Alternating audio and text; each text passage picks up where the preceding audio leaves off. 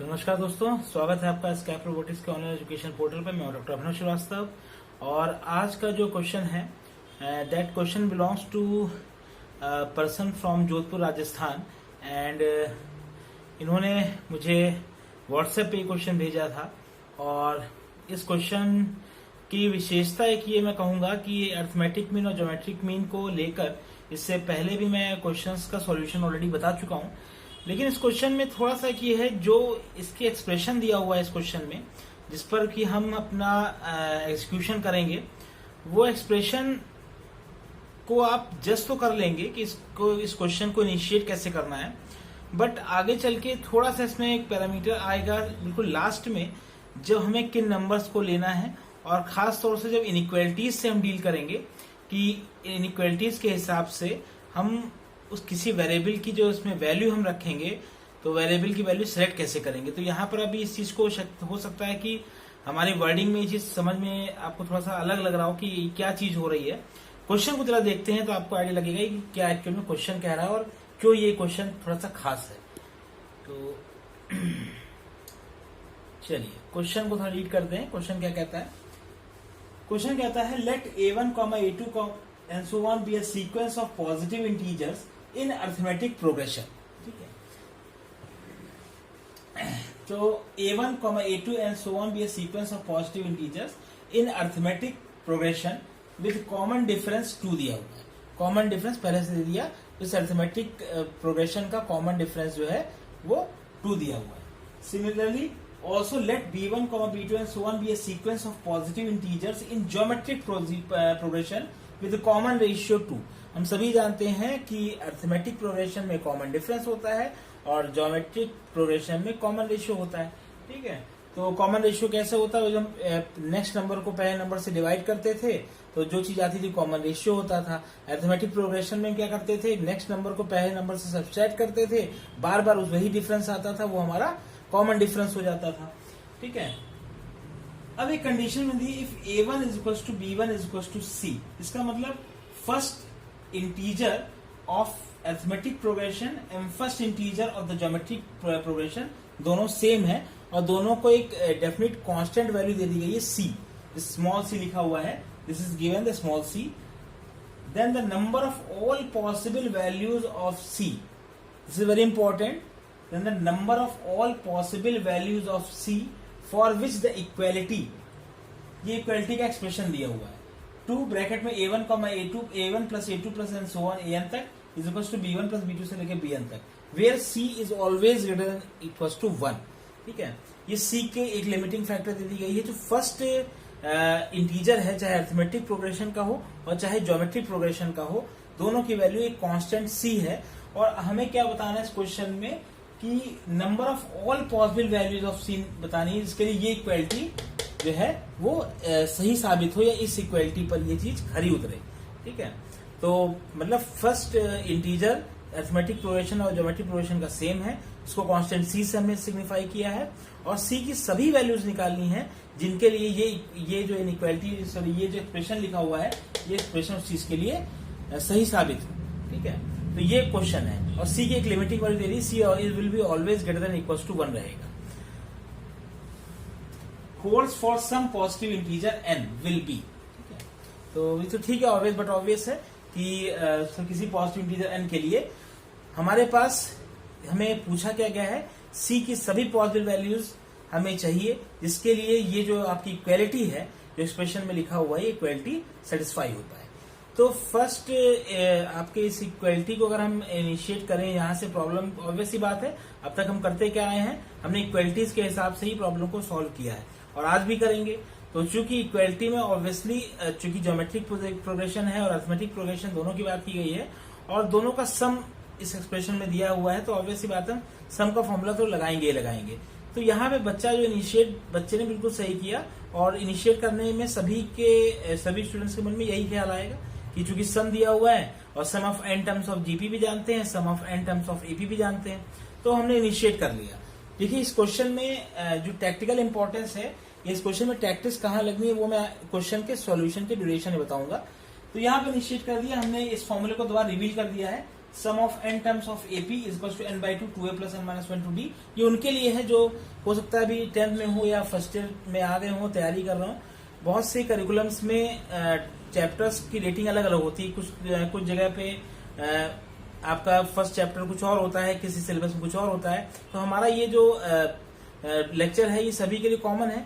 उसे राजस्थान बोर्ड वाला भी देख रहा होगा, MP बोर्ड वाला भी देख रहा होगा, UP बोर्ड वाला भी देख रहा होगा।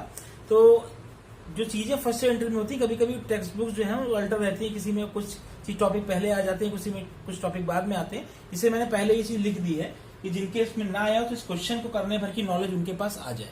ठीक है, तो sum of n terms of an AP n by 2 2a plus n minus 1 to d and sum of n terms of GP geometric progression a पहला टर्म इन ब्रैकेट में r की power n minus 1 by r minus 1। अगर यहाँ पे ध्यान देखिएगा ये topic थोड़ा सा अंतर हो जाता है यहाँ पर कि अगर r minus 1 और 1 minus r दोनों हो सकता है यहाँ पर। अगर r यहाँ पे इस केस में जो है ये तब होगा फॉर्मूला जब r इज ग्रेटर देन 1 है। अगर r लेस देन 1 है तो यहाँ पर एक फॉर्मूला हो जाएगा a 1 minus r की power n by 1 minus r। ठीक है, अगर r लेस देन 1 होगा। ये जो फॉर्मूला है ये r ग्रेटर देन 1 के लिए है।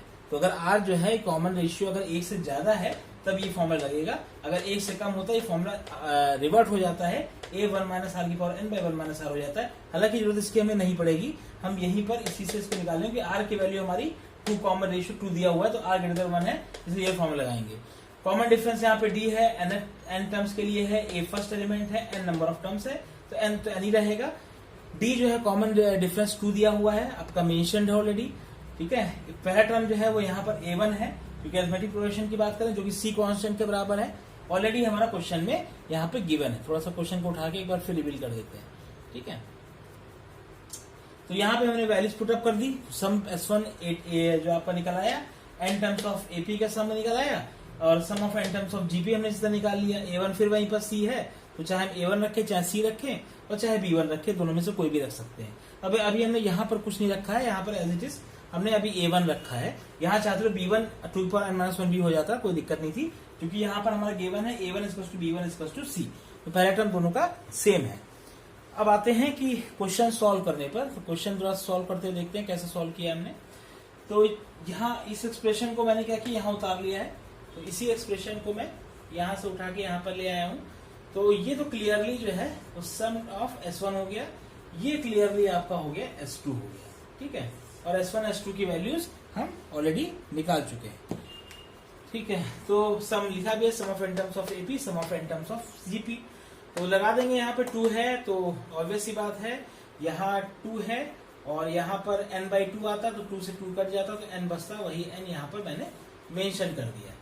ठीक है, बाकी 2c मतलब यहाँ पे a1 को मैंने क्या किया है, c से रिप्लेस कर दिया है क्योंकि a1 और b1 दोनों c से रिप्लेस होंगे, इसीलिए यहाँ पर 2c + n - 1 * d 2 = c to की पावर n - 1। 2 - 1 1 ही हो जाएगा तो डिनोमिनेटर में 1 रखने का कोई मतलब नहीं है, तो c टू पर n - 1 हो जाएगा। जहां पे से c को सॉल्व कर लेंगे, c के लिए इसको एक्सप्रेशन को खोलेंगे, c को सॉल्व करेंगे तो ये एक्सप्रेशन c का आ जाएगा 2n² - 2n अपॉन 2 की पावर n - 2n - 1। अब क्योंकि ग्रेटर देन 1 दिया हुआ है, क्योंकि ये यहाँ पे दिया हुआ है c > 1 क्वेश्चन में दिया हुआ है, तो वही चीज को यहाँ पे लगा दिया। इस चीज को मैंने डिनोमिनेटर को मैं न्यूमरेटर में ले आया, राइट साइड में एक्सप्रेशन कुछ इस तरह से आ गया। फाइनली हमारा ये आ गया। अब यहाँ तक तो बच्चा एक्चुअल में सही नॉलेज में अगर बताया जाए तो मुझे लग रहा है कि मैंने उस बच्चे की काउंसलिंग की कि बच्चा कहाँ फंस रहा था, तो वो बच्चा यहाँ तक ले आ रहा है, कोई दिक्कत नहीं यहाँ तक लाने में, यहाँ तक तो प्रॉब्लम सॉल्व हो जा रही है। इसके आगे कैसे काम करेंगे, इसके बाद बच्चा अटक जा रहा है। तो जिसको आप हिट एंड ट्राई मेथड से लगा के देखेंगे तो n से n की 6 तक की सारी वैल्यूज के लिए एडमिसिबल हो जाएगा। ठीक है, तो यहीं पे ये जो चीज है, this thing is very important. और इसी के लिए क्वेश्चन जो है बेसिकली ये क्वेश्चन जेई मेंस लेवल का बन जाता है, क्योंकि यहाँ तक बच्चा निकाल ले रहा है और लेकिन इससे ये रिड्यूस करना थोड़ा मुश्किल है।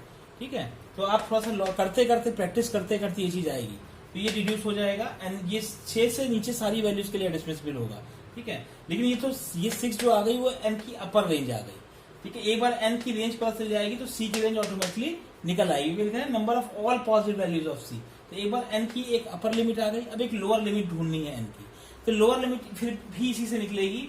ये यहाँ पे c > 1 दिया हुआ था, तो सी इज ग्रेटर देन 1 का ऑब्वियसली मतलब है since C is greater than 1 C obviously C will be greater than 0। ये चीज जो है ये आपको थोड़ा सा टैक्टिकल है कि अगर सी आपको दिया गया है सी ग्रेटर देन 1, लेकिन इससे हम अगर ये डिड्यूस आसानी से कर सकते हैं, जो चीज 1 से एक या एक से ज्यादा बड़ी होगी वो चीज 0 से बड़ी तो होगी ही होगी। इसीलिए जब ये लेमा हम यहाँ लगा देंगे पूरा सी की वैल्यू यहाँ रख के ग्रेटर देन 0, तो यहाँ से हम n is greater then 2 deduce कर लेंगे। अब यहाँ पर एक कंफ्यूजन और आ जाएगा, क्योंकि जब मैंने डिडक्शन किया तो बच्चे ने कहा सर इक्वल टू 2 पे नहीं आ पाएगा, n इज ग्रेटर देन 2 पे क्यों, n is greater than equal to 2 पे क्यों नहीं। तो मैंने एक छोटा सा कैलकुलेशन यहाँ किया है, देखिए ध्यान देखिएगा, सबसे राइट साइड में देखिएगा। तो ये जो इस कैलकुलेशन में हमने चेक किया है सी ग्रेटर देन 0 के लिए, तो हम रिड्यूस किए हैं। चलिए n स्क्वायर 2 लेके देख लेते हैं कि 2 n स्क्वायर 2 पे आता क्या है। तो हमारा न्यूमरेटर तो सही आ जाएगा, 8 ग्रेटर देन 2 आ रहा है, लेकिन जब डिनोमिनेटर की बात करेंगे तो 2 power n minus 2n minus 1 है, ये निगेटिव नंबर चला जा रहा है डिनोमिनेटर में। तो डिनोमिनेटर में निगेटिव नंबर आने का मतलब क्या है कि होल जो संख्या 2n square minus 2n upon 2 power n minus 2n minus 1, ये होल चीज जो हो जाएगी वो निगेटिव हो जाएगी, जो कि ग्रेटर देन 0 फिर नहीं रह जाएगा। इसीलिए यहाँ 2 की पावर n की वैल्यू 2 नहीं ली है, 2 से बड़ी ली है। यहाँ पे एक चीज, इस चीज को एक बार देख लीजिएगा, this is very important thing. इसको क्योंकि बच्चे ने पुटअप किया था ये क्वेश्चन, तो मैंने इसको वहां पे राइट साइड में ब्लू पेन से सॉल्व भी कर दिया है कि n इज ग्रेटर देन 2 ही क्यों होगा, ग्रेटर देन इक्वल टू 2 क्यों नहीं होगा। 2 की वैल्यू हम समराइज नहीं कर सकते, लेकिन यही चीज 3 के साथ नहीं होगी। ठीक है, 3 के साथ कोई भी ऐसी चीज नहीं आएगी, क्योंकि आपकी आ जाए 8, अगर हम n यही चीज n 3 लेके देखें, n को अगर 3 लेके देखें तो क्या डिनोमिनेटर क्या आ जाएगा, 8 माइनस 6 माइनस 1 है ना, तो मतलब 8 माइनस 7 दैट इज 1, तो पॉजिटिव आ रहा है। ठीक है, तो n इक्वल टू 3 के लिए ओके है, तो केवल n इज इक्वल टू 2 के लिए ही दिक्कत थी, इसीलिए हमने इसको चेक कर दिया। तो बच्चा कभी कभी इस चीज को देख लेना, ये चीज बड़ी इंपॉर्टेंट है, क्योंकि यही पोर्शन, ये जो इनइक्वालिटीज का जो फॉर्मुलेशन है, यही इस प्रॉब्लम को जेई लेवल का बनाता है। तो एक ये इनइक्वालिटी को मैंने चेक किया, आपको चेक करना पड़ेगा, उसी तरह इस इनइक्वालिटी को चेक करना पड़ेगा। ध्यान रहे n इज इक्वल टू 2 पे भी आपको चेक करना है, क्योंकि जब चेक किया तो देखा कि हमारा डिनोमिनेटर जो आ रहा था वो निगेटिव आ रहा था, जो कि ग्रेटर देन 0 फिर नहीं रह जाएगा, ये इनइक्वालिटी प्रूव नहीं हो पाएगी, इसलिए वैल्यू ग्रेटर देन 2 ली। 2 से ज्यादा ही लेंगे, 2 नहीं, 2 भी हम नहीं ले सकते। अब देख लीजिए, checking for C for the range of values of n की रेंज निकली कितनी, फाइनली 2 से लेकर 6 तक निकली, इंक्लूड इसमें एक्सक्लूडिंग 2 है, this is very important thing. Finally range जो निकली n की वो 2 से लेके 6 तक निकली, जिसमें 2 इंक्लूड नहीं है लेकिन 6 इंक्लूड है। ठीक है, अब इस इसी फॉर्मूले को हम दोबारा ले लेते हैं, ये फॉर्मूला हमारा दोबारा आ जाएगा, इस फॉर्मूले को दोबारा यूज करेंगे, n की इस रेंज ऑफ वैल्यूज के लिए c की वैल्यूज हम निकाल लेंगे। तो हमने निकाला, क्योंकि अब n 2 से 6 तक है, जिसमें कि 2 इंक्लूडेड नहीं है, तो इसकी n की वैल्यूज क्या हो सकती है, 3, 4, 5, 6 हो सकती हैं, और 3, 4, 5, 6 पर मैंने c की वैल्यूज इस फॉर्मूले से मैंने डिड्यूस कर ली, निकाल ली। ठीक है, तो एक में 12 आई, एक में 24/7, 40/21, 60/51। तो हमें क्या लेना है, इंटीजर वैल्यू लेनी है कि set of all positive integer value, तो हमने c इक्वल टू 12 ले लिया, प्योर इंटीजर वैल्यू ले ली। ठीक है, तो c इक्वल टू 12 मतलब एक c इक्वल टू 12 जो वैल्यू होगी, इसके लिए ये इक्वलिटी होल्ड कर लेगी। ठीक है, बाकी जितने भी इस तरह की जो है डेसिमल पॉइंट्स को मैंने अभी निगलेक्ट कर दिया है। अगर स्पेशल कंडीशन का कहा जाता तो बात अलग है, वरना प्योर इंटीजर वैल्यू आपको लेनी है, प्योर इंटीजर वैल्यू आपने ली है। ठीक है, c इक्वल टू 12 पे, तो this is the solution of this problem. तो यहाँ पे अगर मैंने शुरुआत में आपको बताया था कि ये क्वेश्चन एक्चुअल में इतना इंपॉर्टेंट उसके कैलकुलेशन पर्सपेक्ट से नहीं, जितना इनइक्वालिटीज को फॉर्मुलेट करने के लिए है। तो n is less than equal to 6 का फॉर्मुलेशन और n इज ग्रेटर देन 2 का फॉर्मुलेशन इस क्वेश्चन को जेई मेंस के लेवल का बनाता है। ठीक है, तो इसके अलावा मुझे लगता नहीं कि इस क्वेश्चन में और एक्सप्लेनेशन की जरूरत है। आप थोड़ा सा इस क्वेश्चन को देख लीजिएगा, और इस क्वेश्चन को मैंने इसलिए पूरा स्क्रीन पे ले आया हूँ। इसको आप एक पढ़ लीजिएगा, देख लीजिएगा, पॉज कर करके कॉपी प्रैक्टिस कर लीजिएगा। और ये कुछ अच्छे क्वेश्चंस में ये क्वेश्चंस आते हैं, बिल्कुल सीधे क्वेश्चंस नहीं है, और ये क्वेश्चंस जब तक लॉजिक सेटिस्फाई नहीं होगा, ये इन क्वेश्चंस को लगाना थोड़ा मुश्किल है। तो इसी के साथ वीडियो को मुझे लगता है कि एंड करना चाहिए, और बहुत बहुत शुभकामनाएं आपको आपके प्रिपरेशन के लिए। मेहनत करते रहिए, कड़ी मेहनत ही जो है आपको एग्जामिनेशन में और बहुत हद तक आपकी जिंदगी में भी आपको सफल बनाएगी। कोई भी शॉर्ट मेजर ना लीजिए, मैं फिर कह रहा हूँ कोई शॉर्ट मेजर, क्योंकि कई बच्चों की काउंसलिंग के ड्यूरेशन मुझे ऐसी रिक्वेस्ट आई कि सर कुछ शॉर्टकट या कुछ इस तरह का मेथड जो बिल्कुल टू द पॉइंट सटीक लगे, तो बेटा यकीन मानिए कोई भी ऐसा मेथड नहीं है। प्योरली इंजीनियरिंग, मेडिकल, कोई भी एंट्रेंस एग्जामिनेशन में हार्ड वर्क ही पे करता और कुछ नहीं पे करता। ठीक है, तो इसी के साथ मैं डॉक्टर अभिनव श्रीवास्तव इस वीडियो को खत्म करता हूँ। Thank you for being with me. Thank you.